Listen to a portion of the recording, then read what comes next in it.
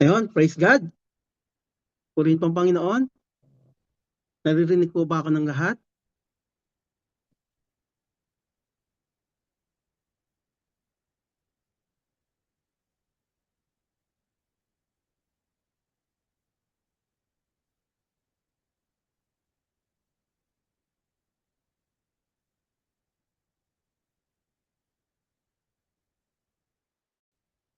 Yeah, purihin po ang Panginoon. Medyo naglalag ako kasi alam nyo, first time kong mag share ng salita ng Panginoon, mag-preach ng salita ng Panginoon without a physical audience. So hindi ko po kayo nakikita. But alam ko na naandyan kayo. Alam ko na kayo po ay nakikinig dahil alam ko na kayo po ay uhaw na makarinig ng salita ng ating Panginoon. Sige pa, bago po tayo magsimula, let us pray.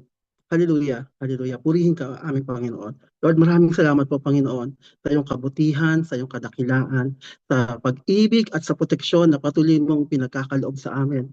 Lord, nawa sa umagang ito, despite, Panginoon, sa mga sitwasyon na nangyayari sa aming paligid, keep us united, Panginoon. Keep us united with one spirit, with one goal, na ikaw ay mapapurihan, Panginoon. Hindi kami hindi kami mapipigilan, Panginoon, ng anumang mga banta sa paligid, Panginoon, upang kami ay magbalik ng papuri at pasasalamat sa iyo, Panginoon. Dahil katulad ng iyong ginawa, hindi ka napigilan ng kahit anong mga paghihirap, hindi ka napigilan ng kahit anong persecution, hindi ka napigilan, Panginoon, ng kamatayan upang kami ay iligtas, Panginoon. Lord, maraming salamat po sa umagang ito. Patuloy ko pong hinihingi ang iyong gabay.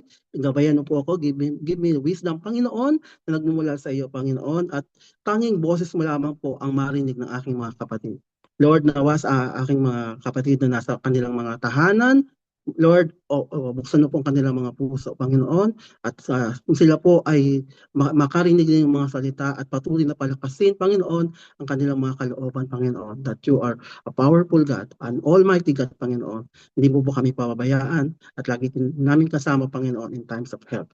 Lord, maraming salamat po, Panginoon. In Jesus' name we pray. Amen. Uh, Praise God. Purihin po ang ating Panginoon. So, ngayong umaga, no, I just want to share bago tayo magsimula sa ating preaching, no. So, ko lamang i-share, no, kasi on February 28, maaga akong pumasok at nakita ko yung sikat ng araw. And at that time, talagang inadmire ko, napakaganda ng panahon at that time. And after ng trabaho namin, we went back to office, and that time biglang nag-start yung putukan. Biglang nag-start yung mga pagsabog. So this remind us, no, that we don't have control sa sitwasyon na nangyayari sa paligid natin. It started very peaceful sa umaga, and then here we are now. We are andito tayo sa ating mga kanya-kanyang tirahan. Tayo ay napapalibutan ng mga pagsabog. Hindi natin alam kung ano yung nangyayari, kung ano yung mangyayari sa paligid natin. But praise God, no? Dahil narito tayong lahat, andito tayo via Zoom, sa online natin, ginawa ng Panginoon ng kaparaanan para yung kanyang mga salita, yung kanyang turo ay hindi maputol. So salamat po sa Panginoon. At salamat sa Panginoon sa buhay ng bawat isa online na pinapatunayan na tayong lahat ay iniingatan ng ating Panginoon. So in our current situation, it's very unpredictable. It's very uncertain. Maya't maya, bigla na lang may magtutunog yung ating mga mobile, mag-alarm, at maya't maya, bigla na lang may sasabog. But let us be encouraged, no? Katulad ng na binasa na ni Pastor kanina, ni Pastor Al kanina in Psalms 21, no? Maging sa Psalms 46. Ang sabi ng Panginoon, God is our refuge and strength, and ever-present help in trouble. So therefore, we will not fear. The Lord Almighty is with us. He makes war cease to the end of the earth. He breaks the bow and shatters the spear. He burned the shield with fire. He said, sabi ng Panginoon, be still and know that I am God. I will be exalted among the nation. I will be exalted in the earth. So therefore, we will not fear. The Lord Almighty is with us. Amen? So, itong passage na ito, no, it is encouraging us and reminding us that we have a powerful God who are still sovereign, is still faithful, is still in control. Yan po ang ating Panginoon. Hindi po niya tayo pababayaan. Siya po ang ating lakas, siya po ang ating refuge, at siya po ang ating gabay at tulong sa oras ng ating pangangailangan. So, purihin po ang Panginoon. Okay, so last month po, no? Last month, natapos po. Last month, February, buwan ng mga puso. So natapos po yung ating preaching series about the greatest love. Pinakita po sa atin dito ang dakilang pag-ibig ng ating Panginoon. Pinakita po sa atin dito kung paano dinemonstrate ng Panginoon ang pagmamahal niya sa atin. At ang pagmamahal na ito, walang sino man ang makapaghiwalay sa atin. Kahit pa mga missile pa yan, kahit pa mga drone pa yan, walang makapaghiwalay sa atin sa pag-ibig ng ating Panginoon. Amen po? Alam ko hindi ko kayo naririnig, but let us say amen. Amen. So this month, in preparation to the upcoming Holy Week, we are starting a new series. So ang series na ito, The Road to the Cross. So in this series, maunawaan natin that the cross is not just a historical event. The cross is not accidental. It was not a tragedy, or it is not na last minute na plano ng ating Panginoon upang iligtas tayo sa kasalanan. But from this series, maunawaan natin that from the very beginning, the road to the cross was part of God's divine purpose. Kasama po ito sa plano ng ating Panginoon. Kung babasahin po natin, no, from Genesis to the New Testament, from Genesis, makita natin doon, mababasa natin doon yung promise, ang promise ng Panginoon sa pagdating ng tagapagligtas, a promised Savior. At sabi sa Genesis 3, verse 15, I will put enmity between you and the woman, and between your seed and her seed. He shall bruise your head, and you shall bruise his heel. So this coming seed na sinasabi dito in Genesis, no, that will crush the head of Satan, was the promise by God.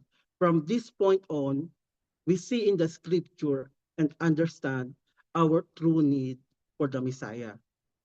Pinakita sa atin dito na kailangan natin ng tagapagligtas. At ang tagapagligtas na yon, ang ating Panginoong Hesus.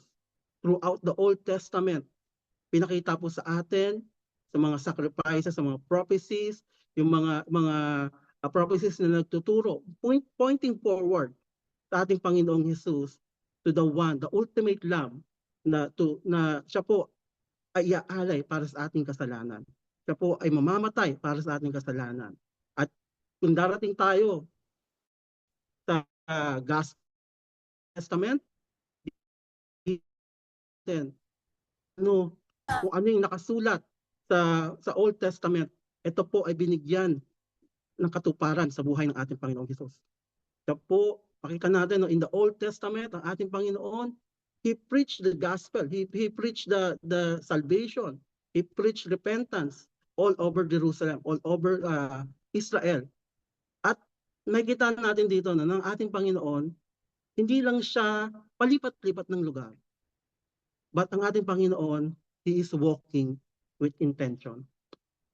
So sa ating pong pag-aaral ng new series, The Road to the Cross, as we journey through this series, we will walk step by step kasama ng ating Panginoon.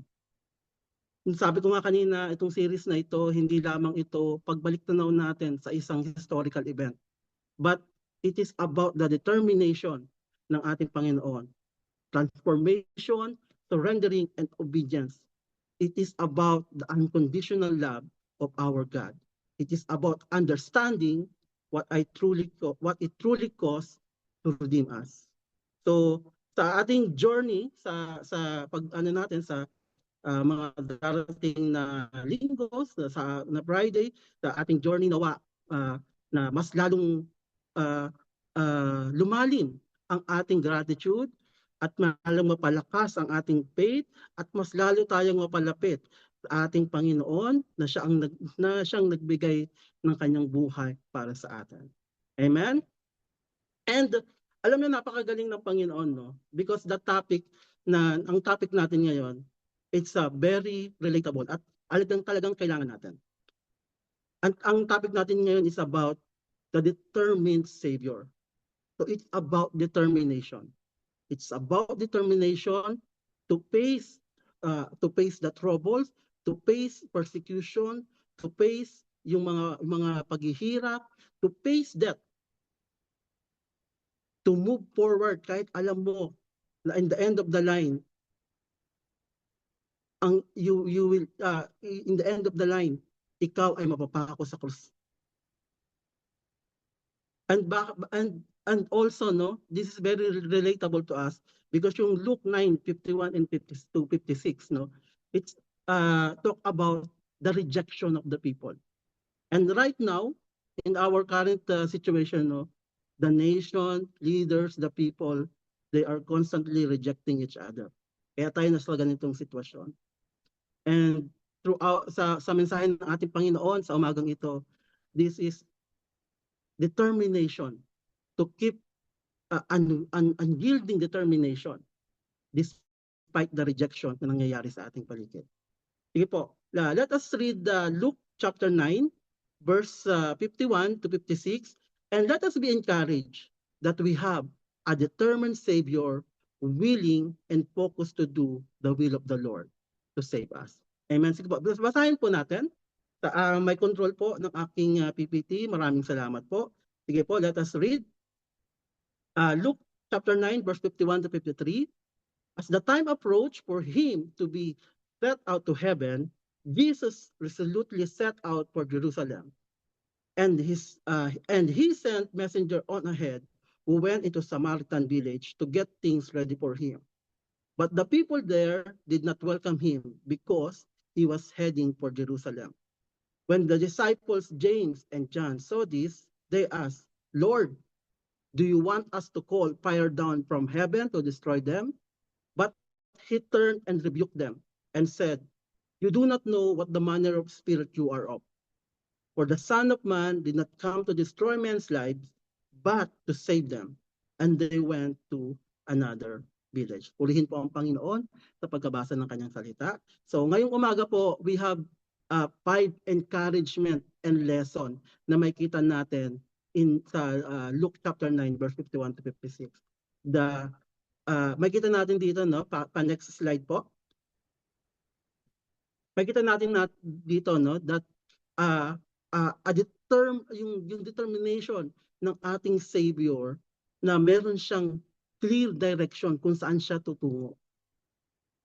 At makita rin natin dito, no, kasi dito in this chapter, no, Jesus Christ experienced rejection.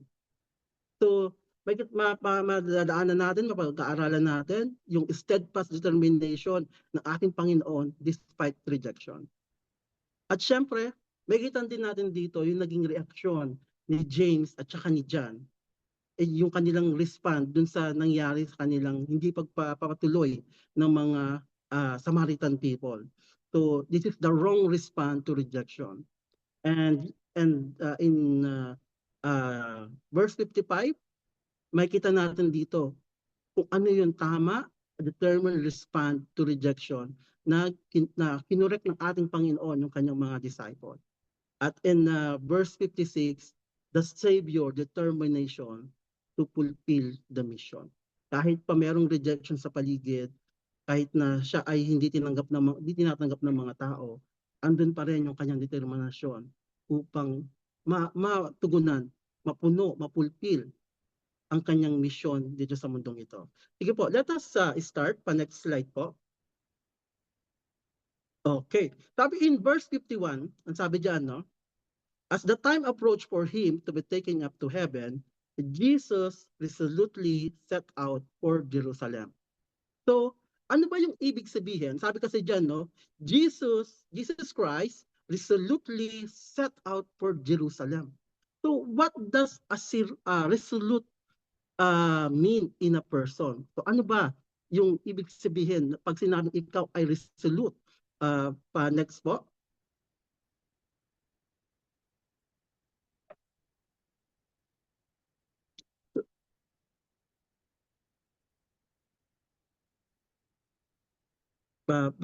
Parang nag-advance po yung ating PPT.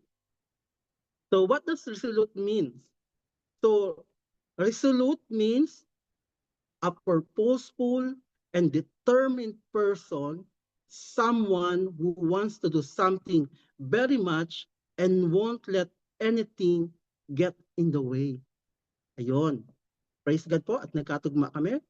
Okay. So resolute, a purposeful and determined attitude. Someone who wants to do something very much and won't let anything in the way. So, ang ating Panginoon, no, as the time approached for Him to be taken up to heaven, Jesus began His final journey toward Jerusalem. At hindi lang ito simpleng journey, kasi alam ng Panginoon kung ano yung naghihintay sa Kanya doon sa Jerusalem. He will suffer. In pagdating niya doon, He will suffer. Alam ng Panginoon yan. He will be humiliated. He will die. And He will rise again. Yan ang kagandahan dito sa sinabi ni Luke, no, sa Gospel of Luke. Kasi actually ang emphasis dito ni Luke, no, as the time approached for him to be taken up to heaven. So dito binibigyan ng emphasis ni Luke na hindi lang yung kamatayan ng ating Panginoon, kundi yung kanyang pag-akyat sa kaharian ng langit. So kung tayo kaya ang nasa ganitong lugar, no, that we know na kapag pumunta tayo sa isang lugar na yon, paghihirap at kamatayan ang ating maranasan. Do we have the courage to step forward? Siguro yung ibang tao, they will just, dito na lang kami, hindi na ako pupunta diyan kasi may kaguluhan diyan.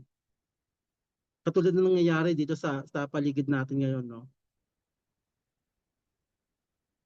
Maraming ayaw nang lumabas ng kanilang mga bahay, maraming ayaw nang pumasok sa kanilang mga trabaho because they are afraid. Marami nang kukulong na lang sa kanilang mga bahay. I understand na because there is a threat outside. Pero hindi kayang pigilan ito ang pag-share natin ng salita ng ating Panginoon. Pa-missile pa yan, kahit na drone pa yan, nothing can stop you from doing the will of God. Katulad po ng ginagawa natin ngayon, no? Salamat sa Panginoon na hindi napigilan ng sitwasyon sa paligid natin na tayo ay magsama-sama online para makareceive ng salita ng ating Panginoon. So, balikan natin yung ating no? So, alam ng Panginoon yung mangyayari sa kanya kapag siya ay bumalik sa Jerusalem. Napaka-determined ng ating Panginoong Hesus.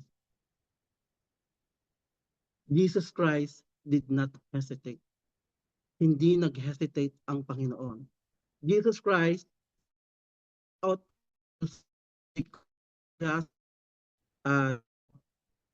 he have clear mission.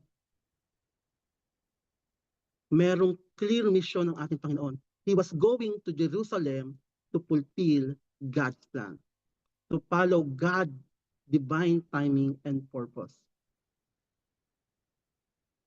Sabi nga, no, at this time kasi the time is near for Jesus Christ to die for the salvation of those who will believe Him and accept Him as their Lord and Savior.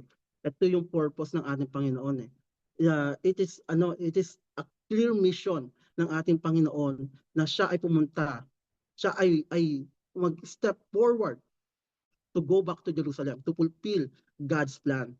Sabi sa Mark 10 verse 45, for even the Son of Man did not come to serve, but to serve and to give His life as a ransom for many. Amen. Kahit na ang ating Panginoon, no, ang daming mga tao sa paligid niya, nagwo-worship sa Kanya, but sabi ng Panginoon, I did not come here to be served by you. Hindi yan ang mission ng ating Panginoon. But the mission of the Lord, ang mission ng ating Panginoon is to serve the people, na ibigay ang kanyang buhay bilang kabayaran ng ating mga kasalanan. Purihin po ang ating Panginoon. So maliwanag ang mission ng ating Panginoon. Ang mission ng ating Panginoon ay ang krus ng Kalbaryo. The cross was his purpose.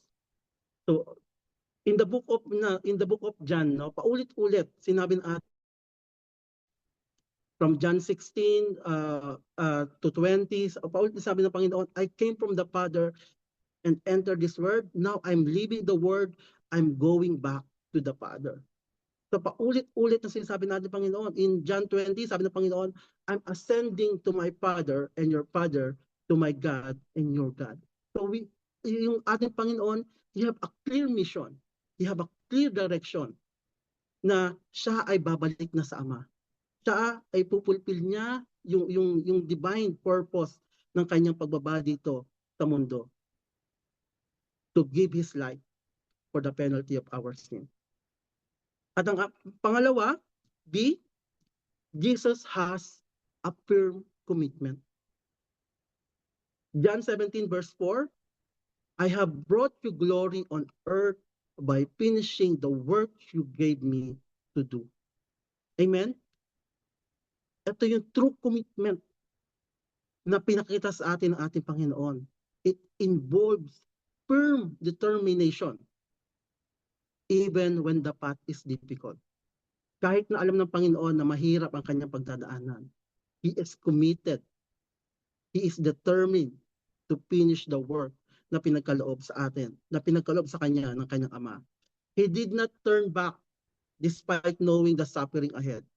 He showed determination and obedience to finish the work the Father gave him to do.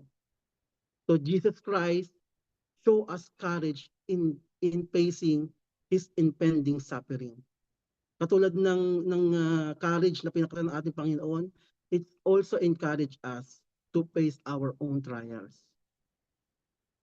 To face our own trials with faith and full trust sa plano ng ating Panginoon. Etong nangyayari sa paligid natin, it's a part of God's plan. At kahit na yung sitwasyon sa paligid natin is medyo magulo, ang plano ng ating Panginoon sa atin is to continue to trust Him and continue to worship Him. So bilang mga tagasunod ng ating Panginoon, we need to stay faithful even when the situation or the road ahead of us is difficult. We must set our heart on following our Lord Jesus Christ. Amen po. So, pangalawa, in verse 52 to 53, ang sabi po diyan,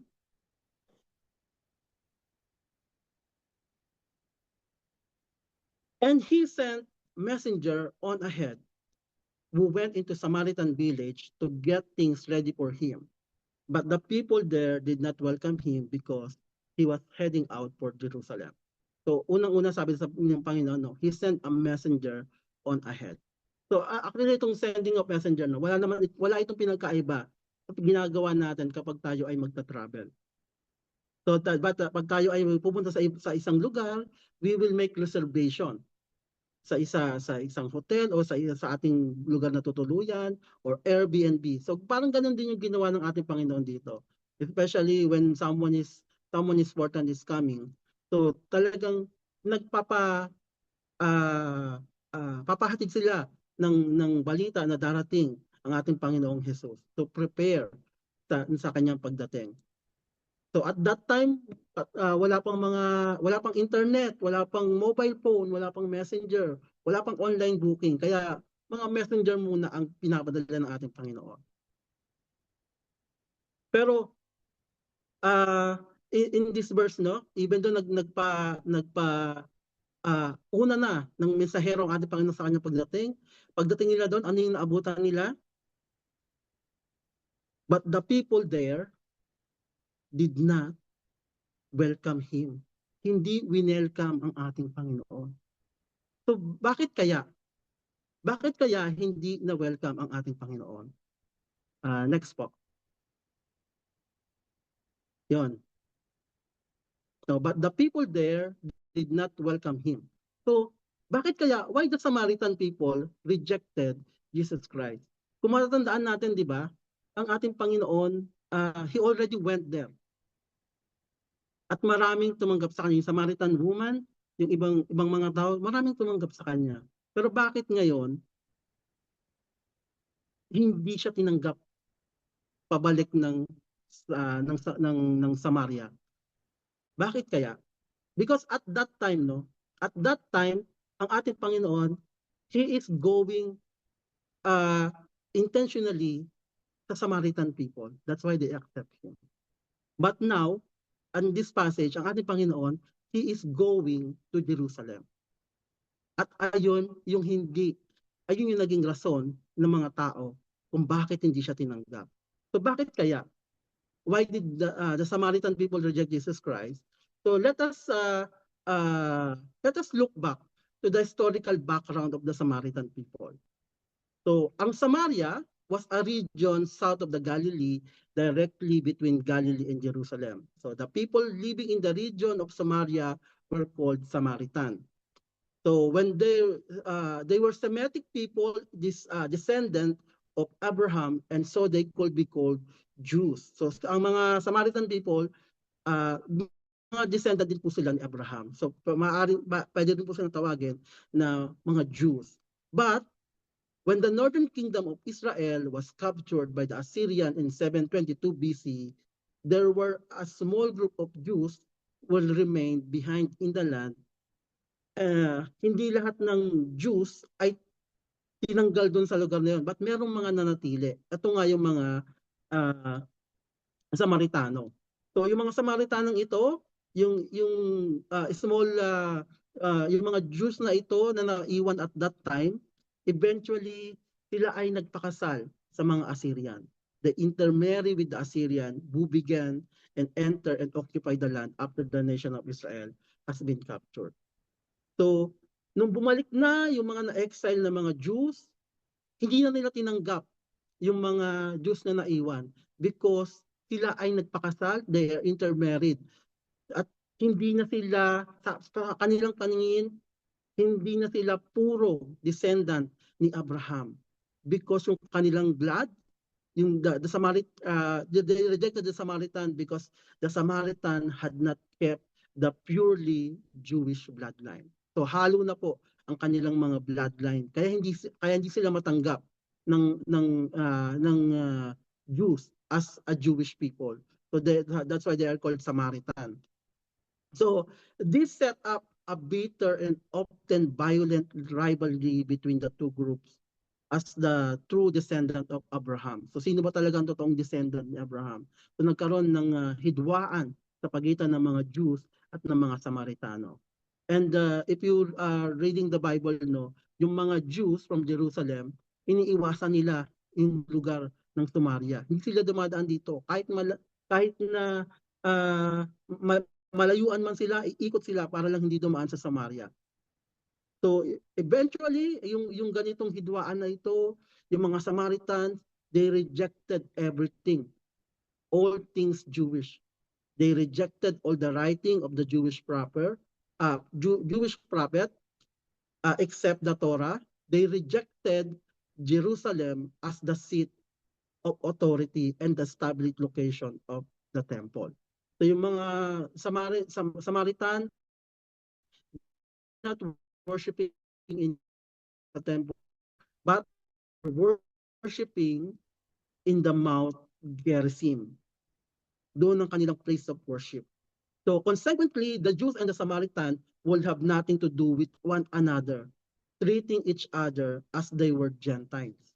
So ganun yung trato nila sa isa't isa, walang pansinan. Kahit nakausapin, hindi sila makikipag-usap sa isa't isa.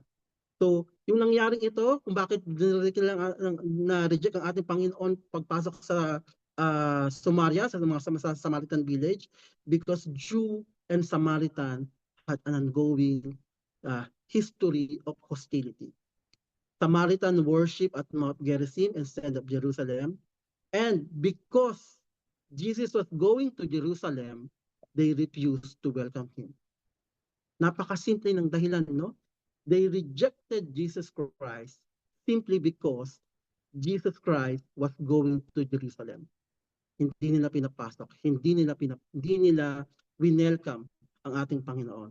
So, this is the reality, mga kapatid. This is the reality of fulfilling God's plan. Even when you are carrying the truth and offer salvation. And take note, yung in-offer mo, no, ay free, walang bayad. You are offering salvation. Wala kang gagawin. Kahit na libre pa yung in-offer mo, not everyone will welcome you with open arms. And Jesus Christ is not exempted nor unfamiliar with this situation. So this is the reality of rejection. Next slide po. Okay. So because even Jesus Christ experienced rejection. Dito sa binasa natin from the Samaritan people, siya ay ni-reject, hindi siya pinapasok. And he is also rejected by his own people. In John 1:11, he came to his own people and even they rejected him.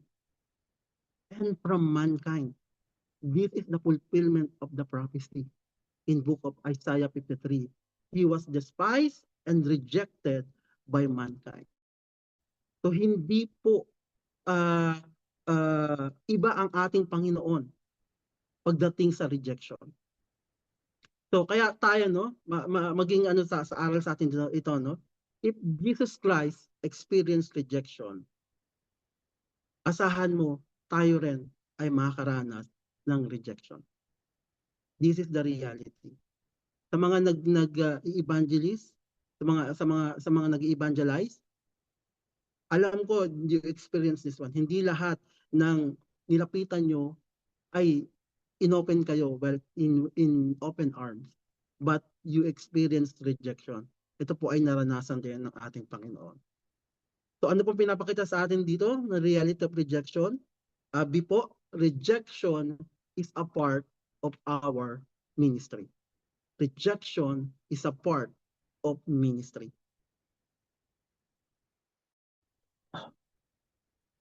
Sabi ng Panginoon in John 15:20, if they persecuted me, they will persecute you also.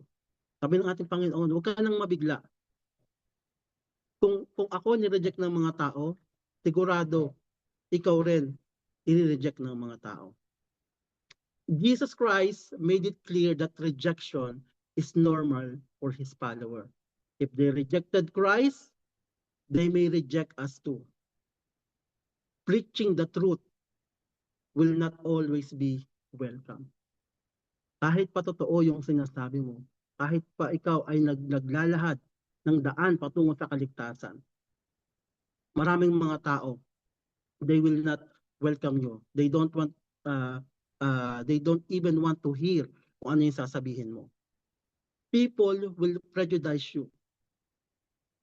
They will judge you without even knowing you.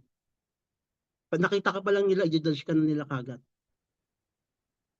People will reject you for personal, for cultural, and religious reason. Yung mga tao minsan, they are already hardened themselves. For personal reason. Ito na yung ito yung paniniwala ko. Hindi na magbabago yung paniniwala ko. Or they are rejecting Jesus Christ because they don't want to give up yung kanilang kasalanan na pinapamuhay. They are enjoying the word. Cultural reason, ito na yung minana namin sa mga ninuno namin. Ito na yung nakasagawian namin. Ito na yung nakasanayan namin. Dito kami masaya. Hindi namin ito ititigil para lang tanggapin ang Panginoon. Or sometimes religious belief. Ito na yung paniniwala ng aming mga magulang. Ito yung paniniwalang minana namin. Kaya ito rin yung aming gagawin. People will reject you for personal, cultural, and religious reasons. Sabi sa 2 Timothy verse 4:3, for the time will come when people will not put up with sound doctrine. Not everyone wants correction. Not everyone wants conviction. And not everyone wants to hear the truth. This is the reality na of rejection. Sa letter C po, makita natin dito, no? The reality of rejection, Jesus Christ determined respond to rejection. So yung rejection ay ito, He did this rejection na naranasan ating Panginoon sa Samaritan village. Rejection did not change His direction. Kasi ang reason lang ng mga taga-Samaritano kaya siya ni-reject kasi pupunta siya ng Jerusalem. Hindi na pwede sabihin ng ating Panginoon, hindi na lang ako pupunta sa Jerusalem, iba na lang ang pupuntahan ko. Pero yung rejection na ito, He did not change His direction. It did not hinder His mission. Hindi ito naging dahilan para abort na lang ng Panginoon yung kanyang mission. Abort mission, hindi naman nila ako tinatanggap. Hindi ito naging dahilan ng ating Panginoon. And this rejection did not stop His obedience. Hindi napigilan ng rejection na ito ng mga Samaritano yung kanyang pagsunod sa kalooban ng Diyos Ama. In Matthew 10 verse 14, sabi ng Panginoon, no, if anyone will not welcome you or listen to your word, leave that home or town and shake the dust of your feet. Napakasimple ng ating Panginoon. If anyone will not welcome you, sabi sa book of Matthew, or listen to your word, leave that home or town and shake the dust of your feet. Ang ating Panginoon, hindi na siya nakipag-argumento pa. He did not argue. Or hindi niya na dinepensa ng kanyang sarili. Napakasimple ng ating Panginoon. He just simply move forward. Simply move forward. So kaya sa atin, no, anong encouragement ito sa atin? Huwag tayong ma-discourage when people reject us, when people reject the gospel. When we experience rejection, hindi ito kahulugan na tayo ay nag-fail. But God has a plan. Ang ating mission is to just keep sharing the gospel. If you are determined, rejection will not redirect you. Hindi nito ma-redirect ang faith mo sa ating Panginoon. Mature determination keeps moving even when the door closed. Kahit papagsarahan ka ng pinto ng mga tao, you will have a courage to keep moving.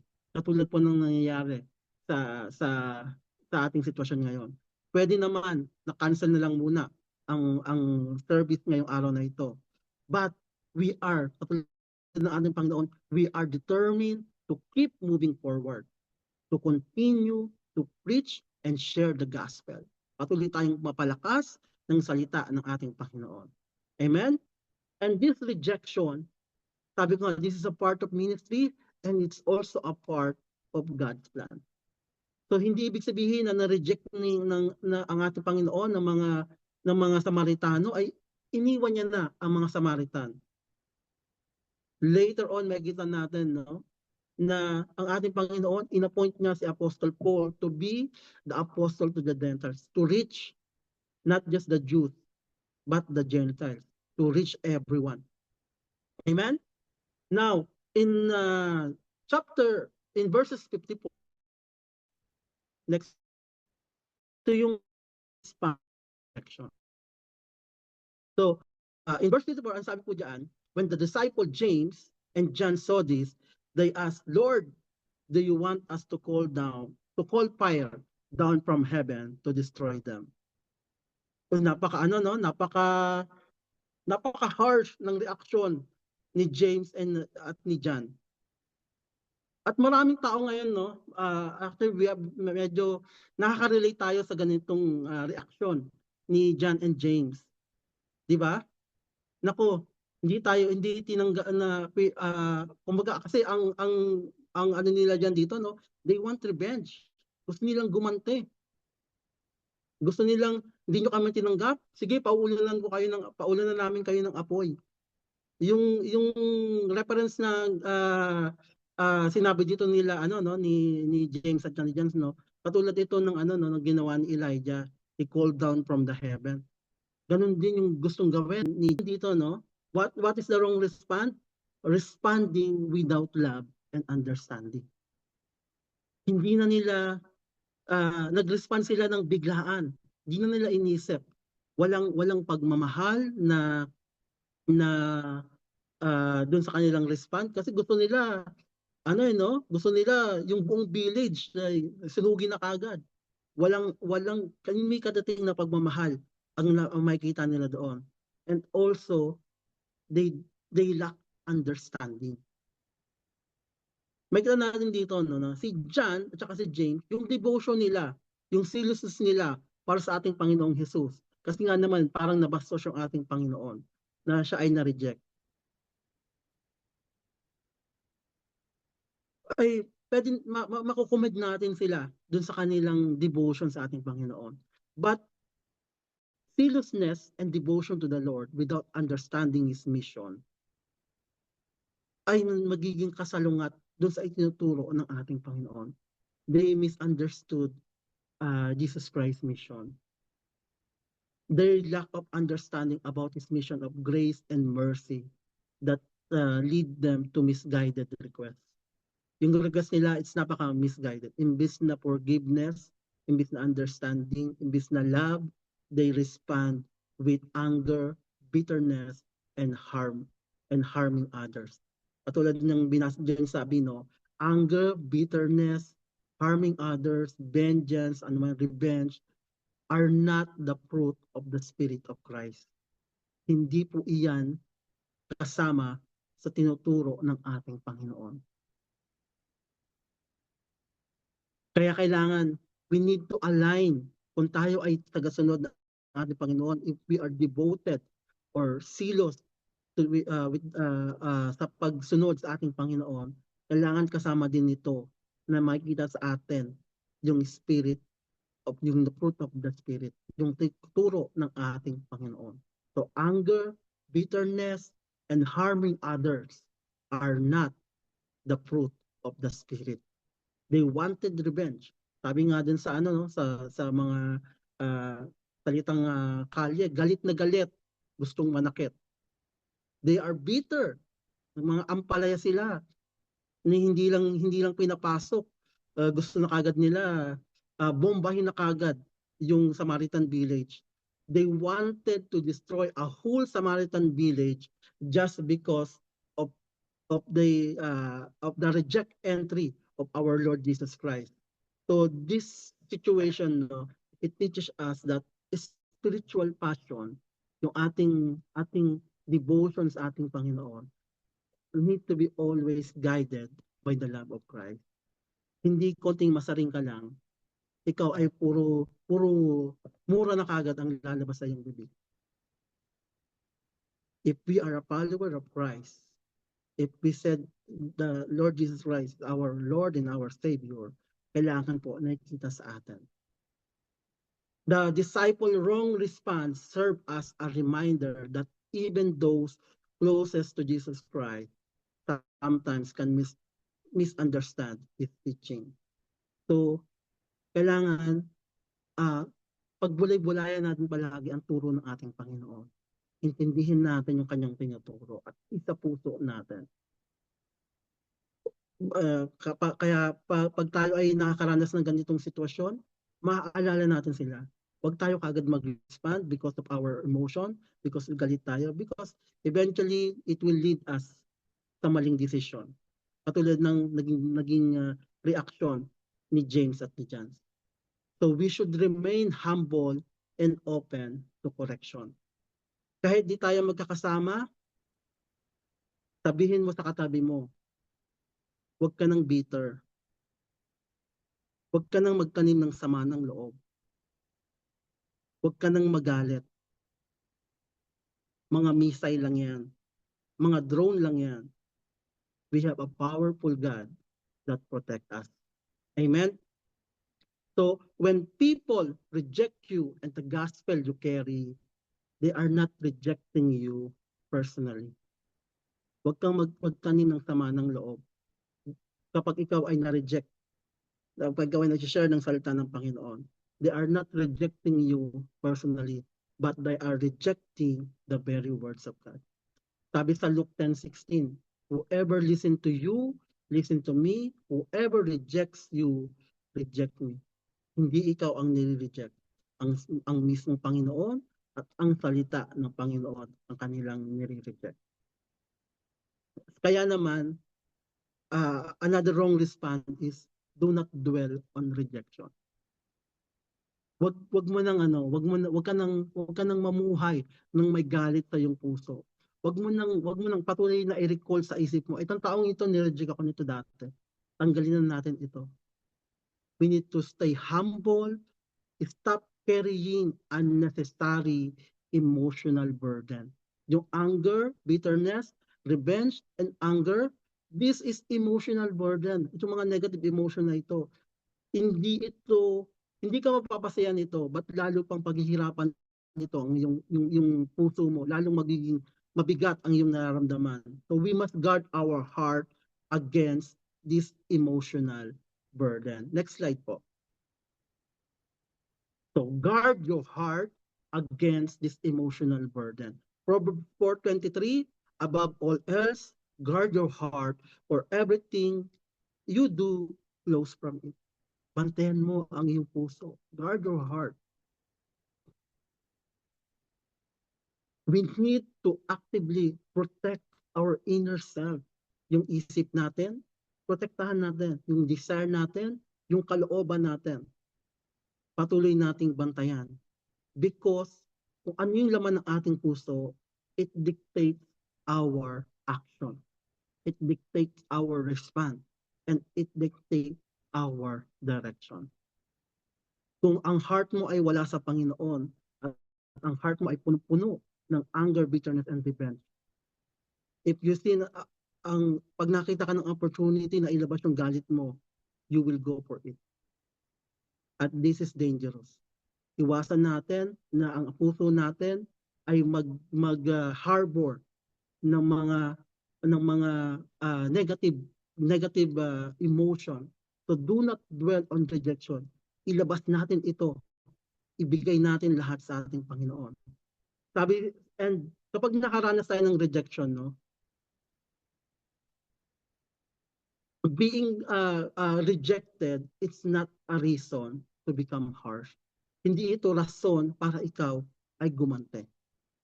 But being rejected give us an opportunity to show the love of Christ. Amen? Kapag ikaw ay na-reject, hindi ito dahilan para ikaw ay manakit, but ito ay isang oportunidad para ikaw ay maipakita mo ang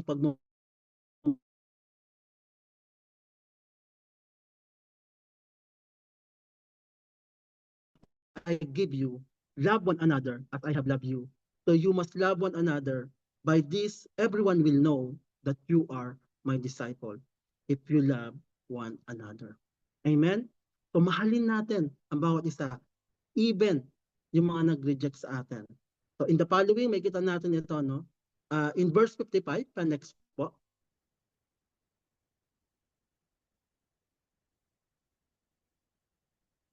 Okay, in verse 55, sabi diyan, but he turned and rebuked them. You do not know what manner of spirit you are of, sabi ng ating Panginoon. So si John, saka si James, they wanted to call down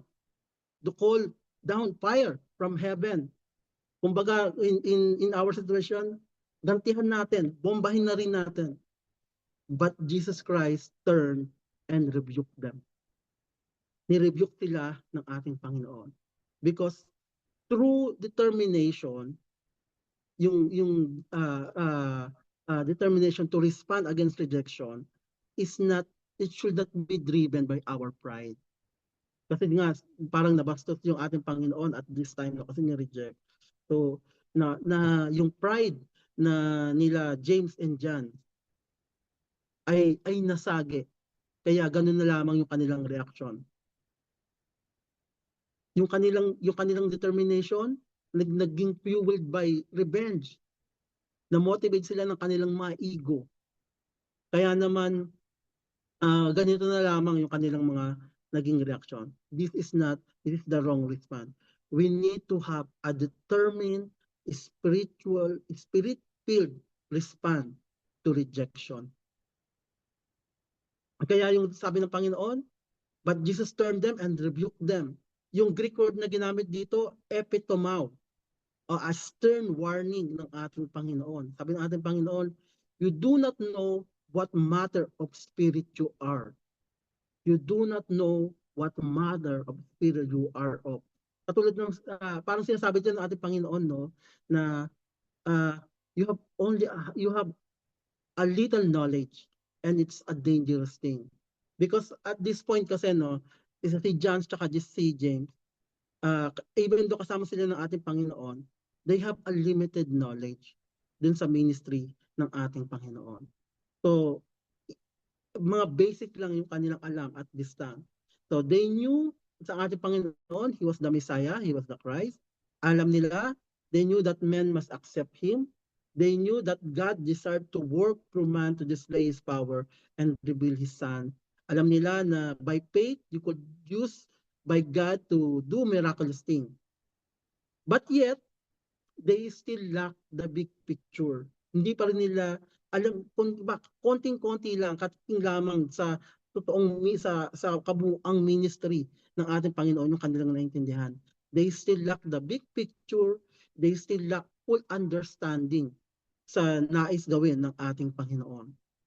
Sa kanyang tinuturo, Jesus taught on sa turo niya sa kaharian about righteousness and the purpose of His ministry to save all men by faith, not just the Jew but also to the Gentiles.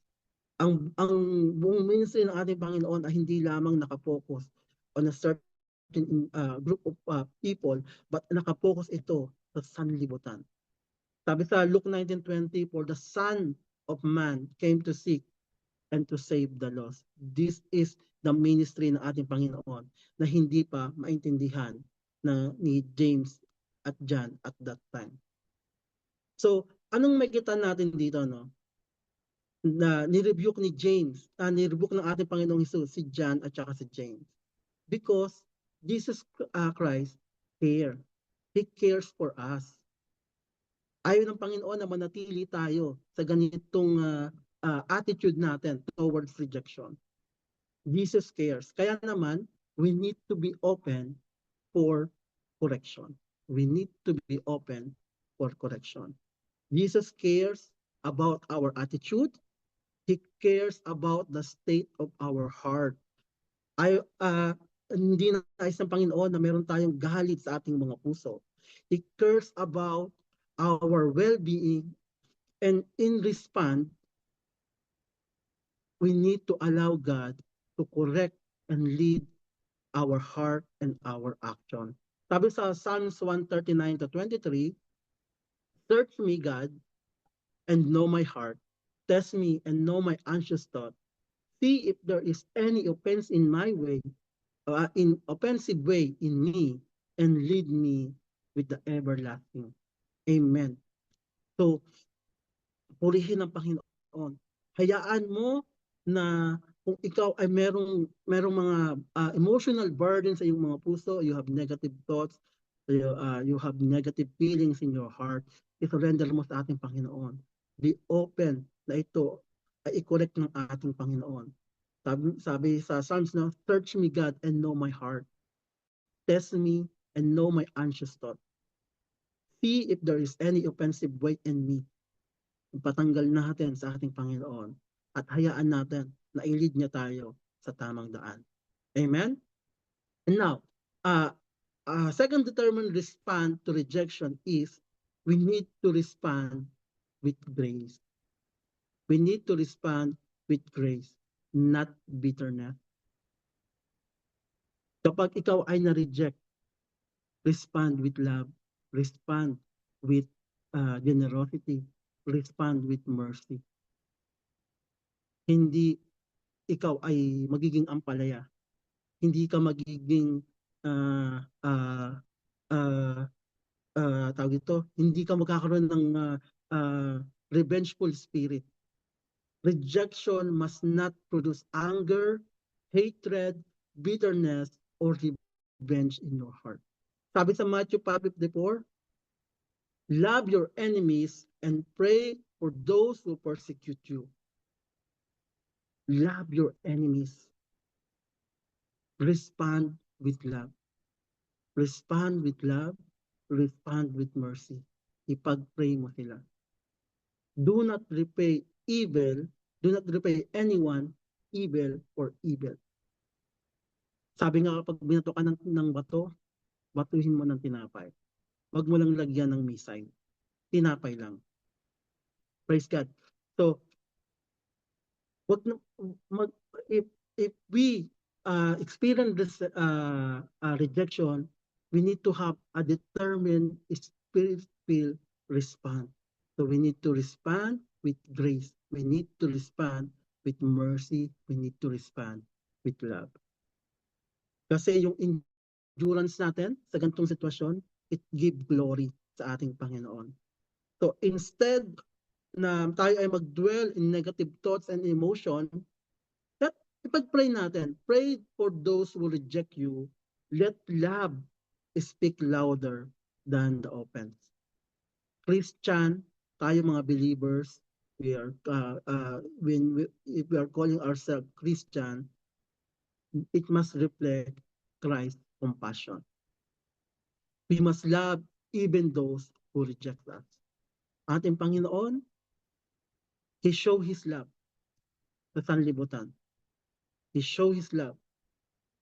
He died on the cross. He demonstrated His love for us by dying on the cross, even while we are still sinners. Ganon ang respond ng ating Panginoon. Even when He faced rejection, He chose to forgive. Ganito po ang ating Panginoon. Praise God. So in verse 56, sabi ng ating Panginoon, next slide po.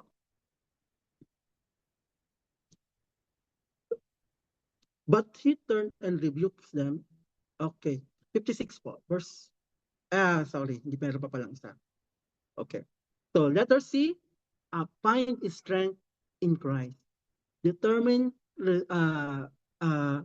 spirit-filled respond to rejection is we need to find, alam ko mahirap kapag ikaw ay nasa ganitong sitwasyon. Kung tayo sarili lamang natin, we cannot do it. But we need to find strength sa ating Panginoon. Huwag tayong umasa sa sarili natin, but find strength in Christ. So, rejection hurts. Totoo yan. Pag tayo nare-reject, it hurts. But Christ give us strength. Philippians 4:13, I can do all things through Christ who give me strength. Kahit na rejection, bitterness, hatred, revenge, lahat ng ito, kaya natin malampasan because Christ will give us strength. So, for a press on every side but not crush. Kung ikaw ay patuloy na kumakapit sa kalakasan nagmumula sa ating Panginoon, kahit na ano pang rejection ang nasa paligid mo, you will not be crushed. Ganito kabuti ang ating Panginoon. Amen? Okay, verse 56 po. Verse 56, for the Son of Man did not come to destroy men's life, but to save them. And they went to another village. Jesus Christ is determined to save all men, to save all the people. His mission is mercy and salvation. Ang ating Panginoon, He is determined to fulfill the mission despite the setback, despite this rejection, because his mission is to give mercy and give salvation to those people who accept him and believe him as their Lord and Savior. His mission is determined to save all the people. His mission is to die on the cross for the penalty of our sin. His mission is for all the people to be with him in the kingdom of heaven. Ganito kadeterminado ang ating Panginoon. He did not come here to destroy mankind. Kaya yun ang nangyayari sa paligid natin ngayon.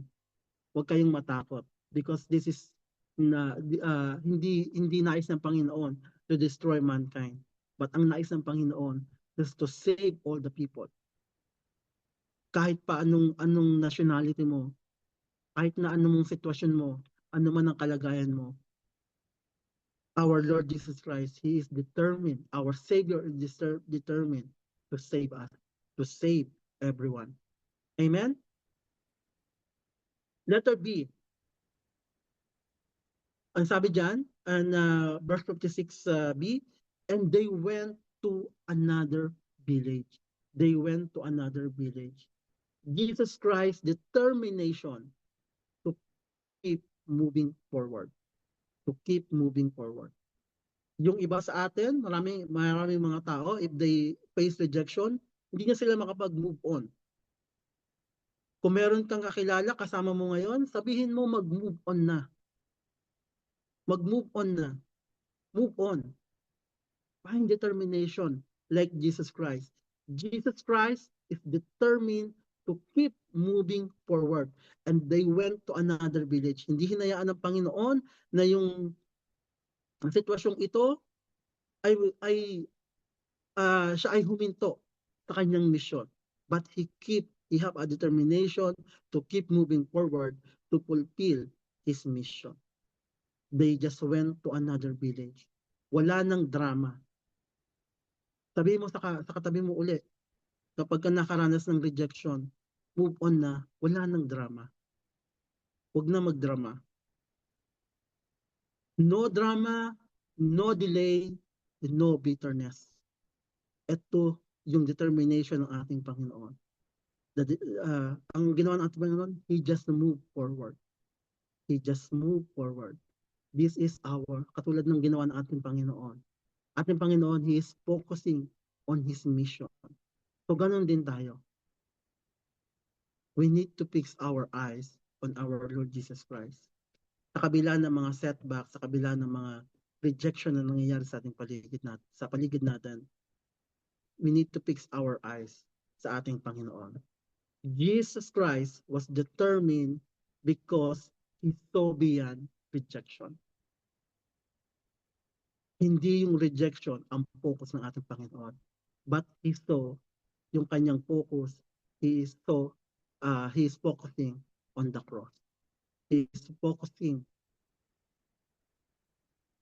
to the resurrection and the salvation ng lahat ng taong maniniwala at tatanggapin siya bilang nag-iisang Diyos na tagapagligtas. Hindi na ang ating Panginoon, He did not force the Samaritan people to accept Him. He simply moved on and continued the mission. Hindi ito mapipigilan. Sabi sa Isaiah 14:27, for the Lord Almighty has purpose. Who can thwart Him?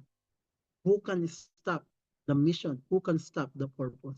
A rejection, suffering, humiliation, even death cannot stop the mission of the Lord to save all the people. Ganun po kabuti ang ating Panginoon. At turo sa atin dito, no, sa ating mga naglilingkod sa ating Panginoon na nakaranas ng rejection. Tuturo sa atin ng ating Panginoon dito that not every rejection, not every setback na mararanasan natin na require na tayo ay makipaglaban. Not every rejection requires us to fight back. But sometimes, the best move na gagawin natin is to just continue moving forward. Ganito yung ginagawa ng ating Panginoon.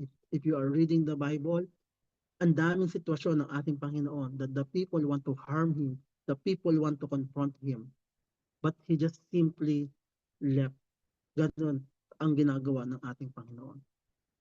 So despite na ganitong mga sitwasyon, we need mga rejection, katulad ng ating Panginoon, we need to be have a determined heart to keep moving forward. Kahit na ma-reject ka sa isa, lipat ka sa kabila. Keep sharing the gospel. Wag na natin sayangin yung oras natin sa galit, sa bitterness, sa pagpaplano kung paano tayo makaganti. Hindi yan ang spirit ng ating Panginoon. But we need to focus on our Lord Jesus Christ. Focus sa kanyang mission. Amen? So, for the Son, ulitin ko lang itong sa sinabi ng ating Panginoon. This is His mission. Next slide po. In Luke 9:26, for the Son of Man did not come to destroy man's life, but to save them. Ang ating Panginoong Jesus Christ, is our Savior, determined to reach you even in the midst of rejection, even in the midst of suffering, even in the midst of humiliation, and even in death. Because ang nais ng Panginoon, lahat ng tao ay mailigtas. He wants all the people to be saved. So like our determined Savior, like our Lord Jesus Christ, tayo din, be a determined believers, be a determined Christian. Magkaroon tayo ng unwavering focus sa will ng ating Panginoon. Prioritize natin yung kalooban ng Ama, yung mission na pinagkaloob niya sa atin.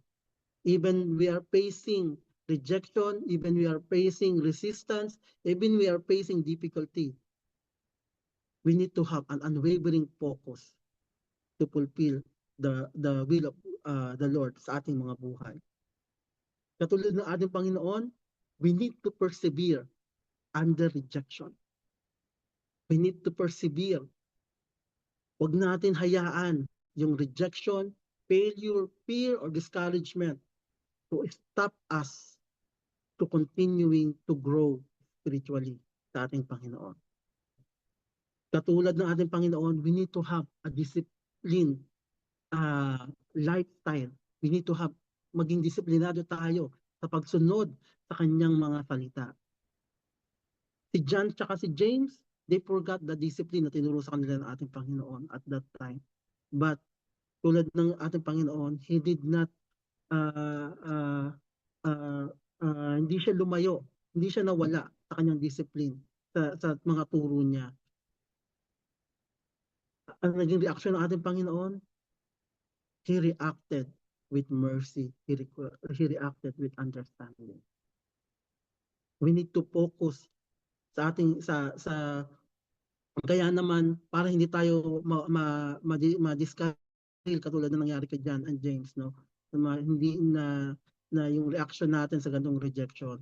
We need to intentionally seek the word of God. Not just reading, but doing the words of God. By meditating on it day and night. We need to have courage. Even though alam natin na yung mga tao sa paligid natin, they will hesitant, they will reject you, but we need to have courage to obey the words of God. Kasi ito yung mission na pinagkaloob niya sa atin. We are commissioned to share the gospel to all nations. So we need to obey Him. Sabi nga ng Panginoon,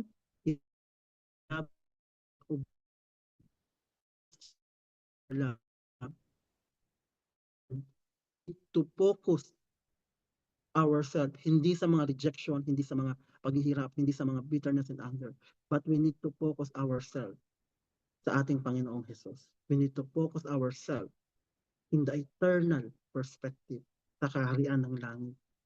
Yung mga sa mundong ito, even rejection, comfort, they're all temporary, but we need to focus on the heavenly things. Amen? So, sa umagang ito, let us be encouraged na sa sitwasyong naranasan natin, We cannot stop the moving of the Lord. Kung ating Panginoon, He is determined to save us. So tayo rin, we need to follow Christ with determination. We need to follow Christ with determination. In our world that currently living right now, there is rejection. So expect it. Kung si Jesus Christ, He is rejected by the people, we will also be rejected. At katulad ng ating Panginoon, tuturo ng ating Panginoon, we need to respond with love. We need to respond with love. We need to respond with mercy. We need to respond with prayer. And tandaan natin na tayo ay makiisa sa misyon ng ating Panginoon. Be united with Jesus Christ's mission to be part of His ministry to share the gospel to all nations. And even when the door is closing sa harapan natin, we need to have a determination to keep moving forward katulad ng ating Panginoon. Hindi mahirap sumunod, mahirap minsan sumunod sa ating Panginoon if we are resisting and if we are still doing yung ginagawa natin noon. But kung i-give up natin lahat at susundan natin ang ating Panginoon, makakaya natin ito because He will give us strength. He will give us all the things we need para tayo ay magkaroon ng determinasyon na sundin ang lahat ng kanyang kalooban. Like Jesus Christ, He is determined to save all the people. So we need to also be a determined Christian na handang sumunod sa ating Panginoong Jesus. Sige po, let us close in prayer. Hallelujah. Purihin ka aming Panginoon. Lord, maraming salamat po sa iyong kadakilaan, Panginoon. Maraming salamat na sa umagang ito na kami po encourage mo, Panginoon. Pinakita mo sa amin, Panginoon, how determined you are, Panginoon, to save humanity, Panginoon, to save us from sin, from the penalty of sin, Panginoon. Nawa, Panginoon, tulad ng iyong tinuro sa umagang ito, kami rin po ay magkaroon ng determinasyon, unwavering determination in the midst of rejection, in the midst of this chaos, Panginoon. Hindi po kami mawawala, Panginoon, sa iyong mga turo. Hindi po kami mawawala, Panginoon, sa iyong kalooban, Panginoon. We will continue to respond, Panginoon, with love, with grace, Panginoon, and with mercy, Panginoon. Because we know, God, that you are a powerful God, willing to give up everything for us, Panginoon. In the midst of this chaos, Panginoon, in the midst of this kaguluhan, Panginoon, kung yung kamatayan ay hindi napigilan ang iyong misyon, Panginoon, hindi rin po ito mapipigilan ng mga kaguluhan sa aming paligid. Lord, maraming salamat po, Panginoon. Nawa, Panginoon, na sa umagang ito, ng aming mga narinig ng salita, Panginoon, ay patuloy na aming panghawakan, Panginoon. Patuloy ka namin tularan, Panginoon. Patuloy namin isabuhay, Panginoon, ang iyong mga turo. You are our determined Savior. Your determination, Panginoon, to save us. At ganun din po, kami bilang yung mga tagasunod. We are determined to share the gospel to all the nations, Panginoon. At we are determined to live our life according to your will, according to your purpose. We are going to live our life determined to give glory sa iyong kapangalan, Panginoon. Lord, magiging maraming salamat po in Jesus Christ. In Jesus' name we pray. Amen.